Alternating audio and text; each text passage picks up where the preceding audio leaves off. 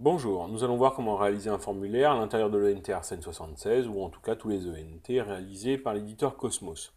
Pour cela, une fois logué sur le site Arsène 76, je vais aller dans Mes sites et me connecter sur le nom de mon collège. Je vais ensuite rechercher l'onglet formulaire. Et une fois dans les formulaires, je vais voir que je peux faire ou un nouveau formulaire, ou un nouveau modèle, ou diffuser ce modèle. En fait, le principe est de d'abord créer un modèle pour pouvoir ensuite le diffuser. Il ne se diffusera pas automatiquement. Ici, je vais créer un nouveau formulaire que je vais tout simplement appeler tutoriel formulaire. Voilà. Je vais le faire de façon authentifiée pour récupérer à chaque réponse automatiquement le nom et le prénom de la personne qui s'est loguée pour répondre au formulaire, mais on pourrait l'anonymiser ou le rendre public. Les réponses sont modifiables? Non, moi je ne souhaite pas que les élèves modifient leurs réponses après coup. Je n'ai pas besoin d'afficher de synthèse à tous les répondants. Est-ce que je peux donner accès aux réponses à une liste personnalisée, mais aussi à moi-même? Et enfin, une notification, je peux être notifié par mail chaque fois qu'un formulaire a été, enfin qu'une réponse au formulaire a été donnée. Attention, ça peut surcharger tout de même votre boîte mail. Ensuite, je vais aller sur page 1, enfin je vais d'abord enregistrer, d'abord voilà. Ensuite, je vais aller sur page 1 pour créer voilà mon formulaire en lui-même.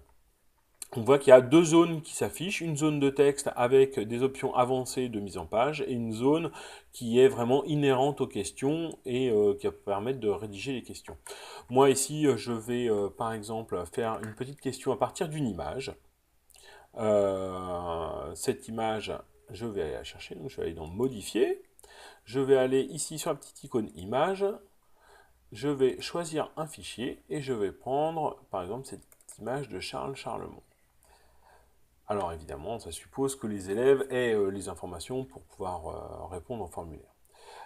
Ici, je n'ai pas besoin de redimensionner mon image parce que je l'ai fait auparavant, mais on voit qu'on peut créer une photo petit format ou grand format, ou une vignette, ou une taille personnalisée. Moi, je vais simplement conserver la taille d'origine, je vais enregistrer, lui demander de me mettre l'image au milieu du texte, malgré que je n'ai pas de texte. Je vais valider. Et là, ici, je vais supprimer le texte de base. Voilà. Et mon image s'affiche. Ensuite, je vais passer à la rédaction de ma question. Donc là, je vais faire modifier. Et je vais faire, parce qu'on a plusieurs sortes de questions. Hein. On peut avoir date-heure, répondre par date-heure, par pièce jointe, c'est-à-dire que l'élève peut rendre une pièce jointe.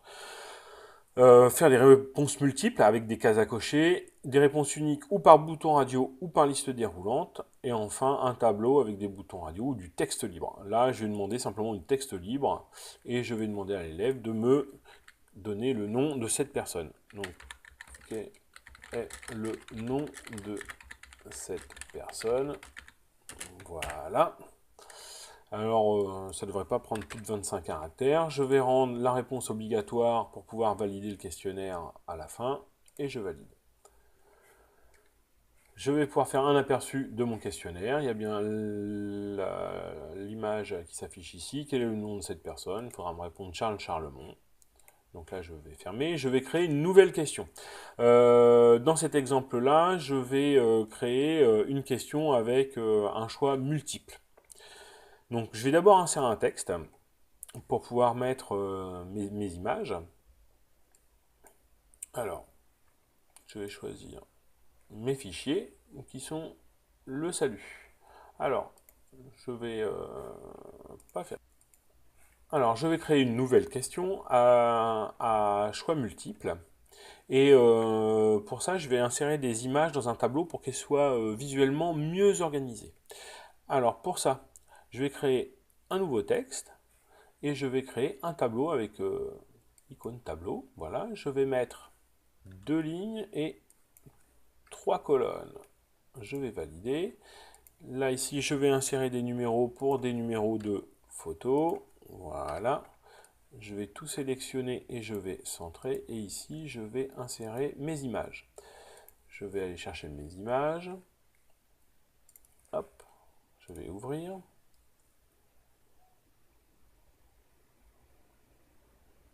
C'est un peu long parfois le temps que ça charge. Je vais conserver la taille d'origine puisque je vous avais dit que j'avais déjà redimensionné mes images, on va centrer. Ici, je vais mettre ma nouvelle image. Je vais choisir ma deuxième image, voilà. On va attendre qu'elle se charge. On conserve toujours la taille d'origine. Centré. Et enfin, dernière image.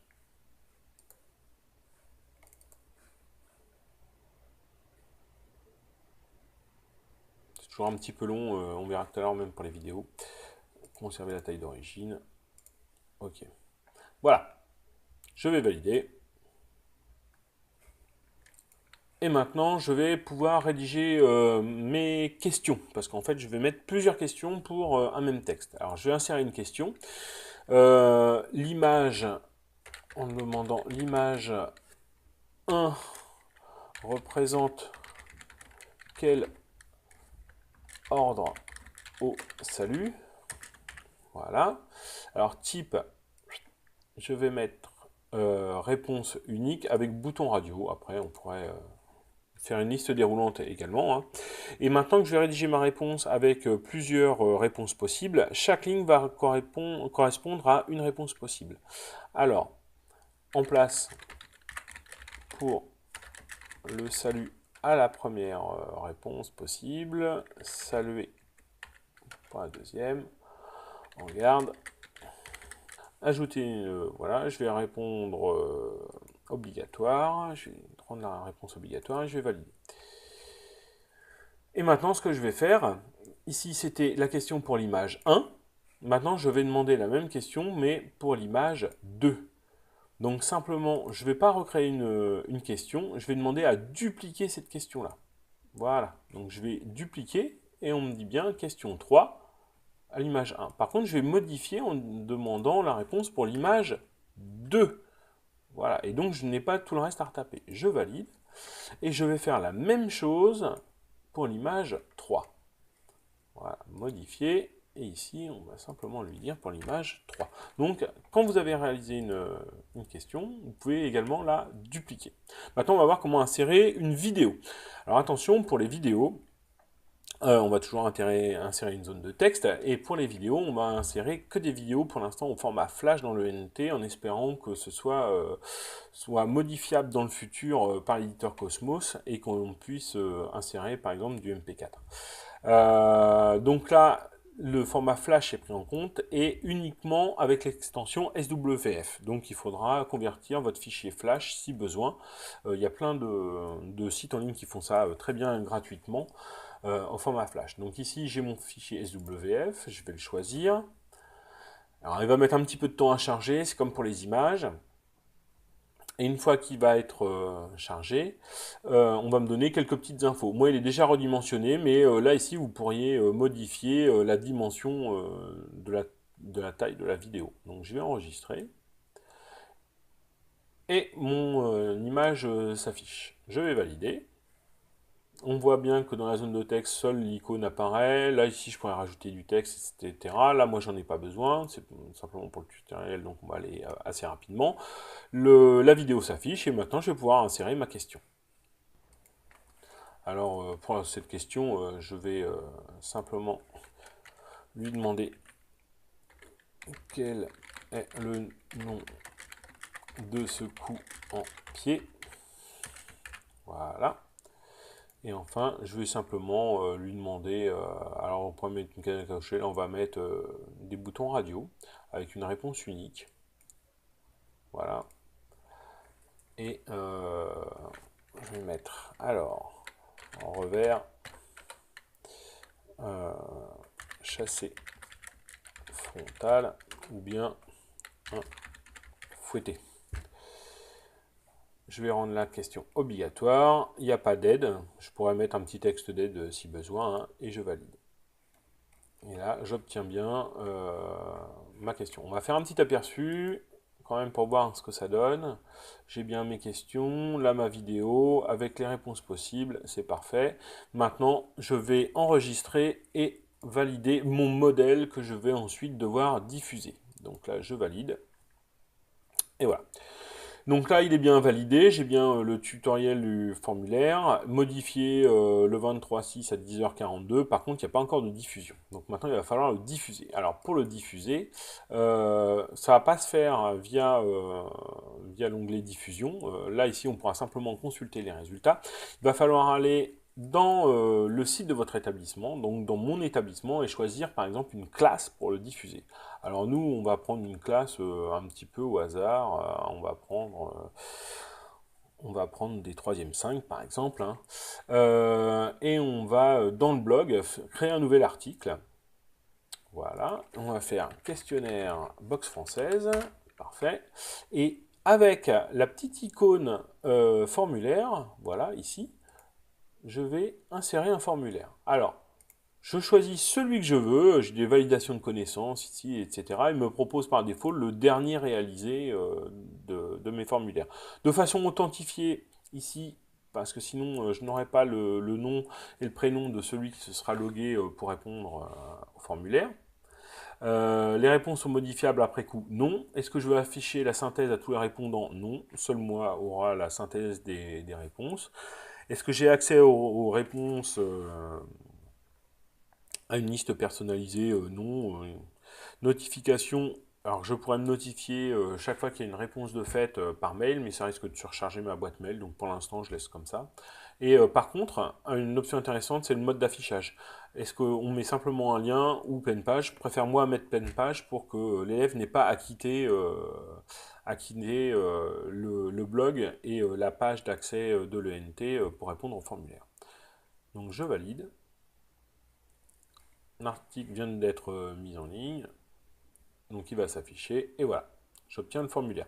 Là, maintenant, il est donc diffusé. Donc quand je vais retourner dans Autre service et que je vais aller dans Formulaire, là, ici, dans Diffusion, je vais voir que, effectivement, le tutoriel formulaire est bien diffusé une fois avec 0 réponse. Donc ici, je vais pouvoir consulter les réponses. Moi, je vais faire une réponse rapidement pour vous montrer comment on consulte les réponses. On était parmi les 3e 5, questionnaire, box française. Voilà, tutoriel. Alors, ici, on va répondre Charlebon. Image 1 représente en place pour le salut. Saluer. On garde. Voilà. Et ensuite, ici, c'est bien fouetté. Je valide. Alors moi, je suis connecté en tant que Eric Gracias. Donc normalement, le formulaire, la réponse du formulaire devra apparaître au nom d'Eric Gracias. Voilà, je retourne dans Diffusion, et là, avec la petite page ici qui s'affiche, je vais pouvoir consulter les réponses. On va voir qu'on va avoir d'abord une synthèse des réponses. J'ai bien 100% de réponses à la question 1, j'ai 100% de réponses effectivement ici, etc. Voilà, donc la synthèse est très utile pour faire un bilan de classe. Et ensuite, je vais avoir ici toutes les réponses, personne par personne, qui vont s'afficher. Donc je peux faire une correction détaillée et personnalisée. Et mes réponses s'affichent ici. Donc là, j'en ai qu'une. Je vais pouvoir exporter ces réponses-là au format PDF, que je vais recevoir, moi, dans la boîte interne de l'ENT, ou avec un export CSV, pour pouvoir réutiliser les réponses dans un tableur et par exemple créer une correction automatique. Et voilà, donc normalement maintenant vous savez faire un questionnaire à l'intérieur de l'ENT Arsène 76. Merci.